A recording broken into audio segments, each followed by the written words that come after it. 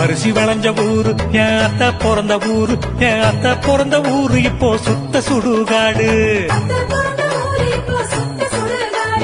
கரும்பு விளைஞ்ச ஊரு ஏன் அப்பன் பிறந்த ஊரு, கரும்பு விளைஞ்ச பூமி இப்போ தரிசு நிலமாச்சு, கரும்பு விளைஞ்ச பூமி இப்போ தரிசு நிலமாச்சு.